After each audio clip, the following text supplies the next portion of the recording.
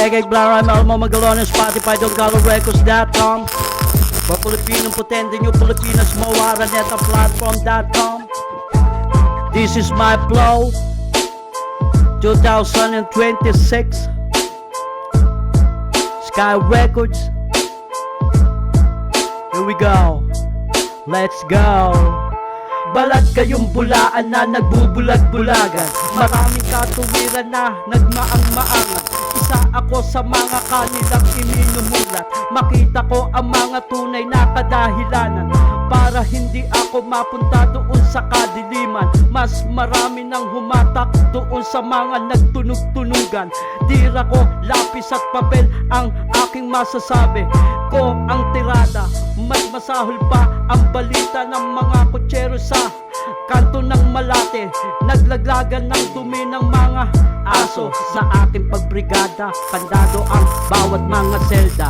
Pagtunog ng kalembang, para bang unos na pumapasok sa aking isipan. Walang kasing sakit ang pahusang ipinataw. Matapos na hatulan ng panghabang buhay, matapos na hatulan ng RPP at umasa na lang sa presidential pardon ng gobyerno at walang dapat sisingin sa parusang iginawad na tumanggap ng isang kaban na palo doon sa bulwagan na plaza. Umagapay ang salita na aking panimulan. Magtatatlong dekada na ako sa pambansang piitan.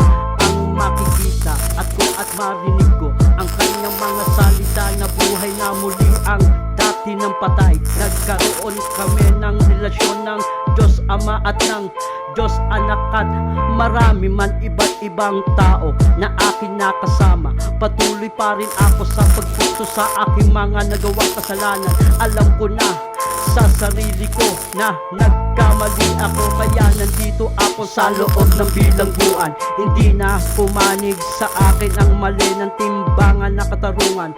Mas pinanigan ang tama ng timbangan ng katarungan.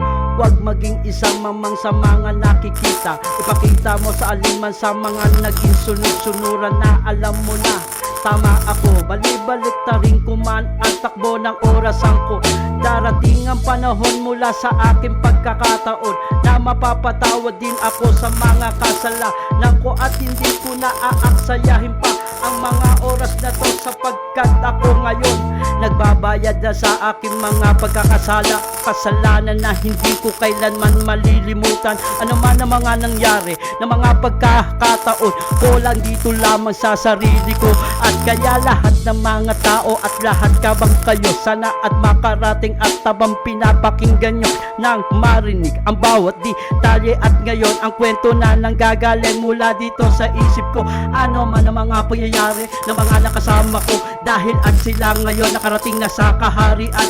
Ano man ang mga gawin, ano man gawin natin, dapat pasalamat tayo. At ngayon tayo nandito pa rin sa lupa na atin na ginagalawan. Kaya lahat ng mga tao at kayo, habang lahat kayo yung nakakasama ko bago ako matapos sa kanta ko, isipin na mabuti bawat sasabihin at alam mo na ba ang dapat mong gawin, sapagkat alam mo diba ang tama at ang mali. Kaya ngayon ako bago matapos dito sa mga ginagawa ko sa mga barang at kanta ko, kaya ito ako. Yo!